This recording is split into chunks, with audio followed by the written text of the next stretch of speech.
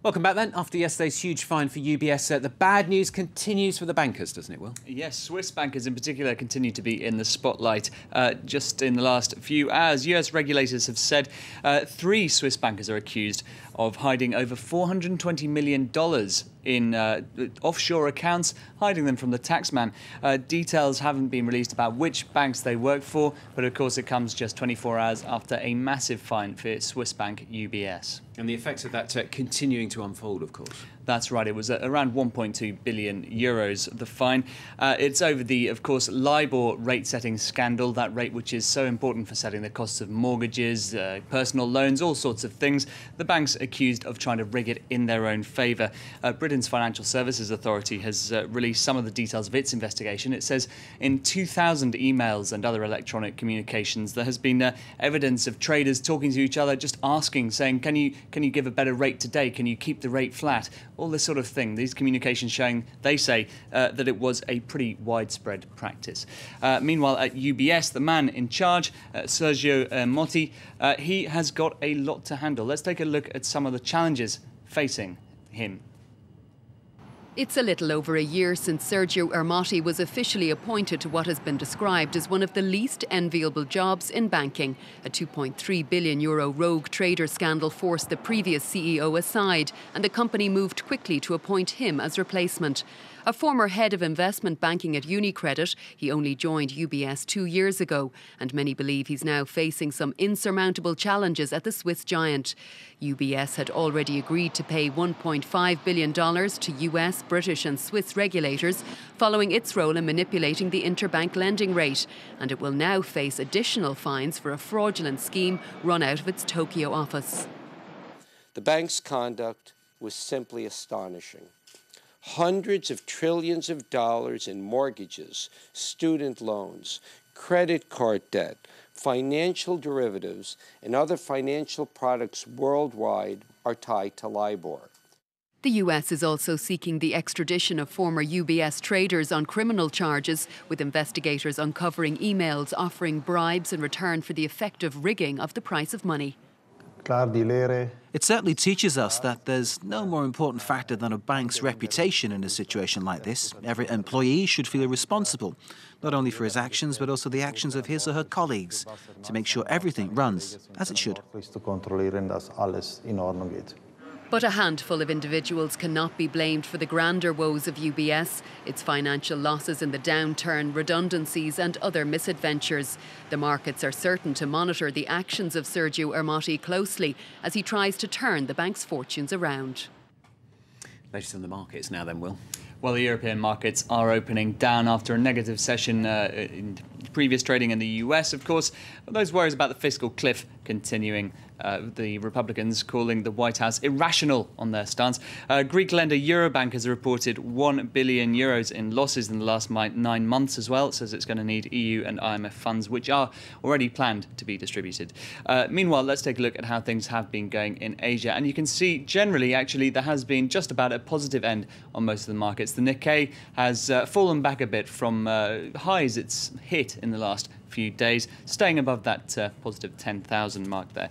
One bourse, though, that has stayed in positive territory all session is the Kospi in South Korea. That's after, of course, the election of Conservative candidate Park Geun-hye, winning the elections to become South Korea's first female leader. Earlier, we spoke to our Seoul correspondent, Andrew Salmon, about Park's attitude to the Chaebol, the family-owned conglomerates such as Samsung and Hyundai, which have caused quite a stir in the election run-up. The Hyundais, the LGs, the SKs, these firms have been very much a talking point during the election. We've got to remember that these companies were incubated during the period of rapid growth under Park Geun-hye's father, Park Chung-hee, and she's decided pretty much to leave well alone. However, her opponent had been arguing for major reforms. These firms, although they're tremendously successful abroad, have got a darker side at home. They're seen as abusive of their power, they're abusive of their vendors, they're muscling small companies out of different sectors of the economy, and so on. So the opponent, Moon Jae-in, had been arguing for pretty strong measures, the he would wish to make illegal cross shareholdings, which is the process by which the chairman of these companies can control their dozens or scores of affiliates by having shareholdings across their business group, but without necessarily holding a controlling stake in any of these companies. Park Geun-hye, however, has said that she will not make that illegal. She will prevent future cross-shareholdings and has asked for stronger application of the law towards them in the future. So a much softer stance than Moon Jae-in's. Andrew Salmon there in Seoul. Now, just to show you the latest images coming out of the Tunisian parliament, Francois Hollande has just appeared on the stage there, but we're not exactly sure when he's going to start speaking. The president of the Algerian parliament speaking first. As soon as he does begin speaking, we'll, of course, bring that to you live. But Francois Hollande currently in Algeria. The two governments already signing an agreement to build a new Renault plant in the country. It should soon be able to produce 25,000 vehicles a year, mostly for the local market. Luke Schrago has this report. Out with the old and in with the new. Empty buildings and disused warehouses in Algeria's second largest city are to make way for a new Renault factory. An initial production level of 25,000 vehicles will mean plenty of new local jobs and a boon for a firm that's long had a presence in Algeria. It'll reinforce the historic ties that already exist between Renault and Algeria. For Renault, it's one of the main global markets. Today, we're the uncontested leader with about 27% of the market for several years now. It represents a little over 110,000 seats. It's Renault's sixth largest global market. Much of the factory's output will go to producing vehicles for the local market.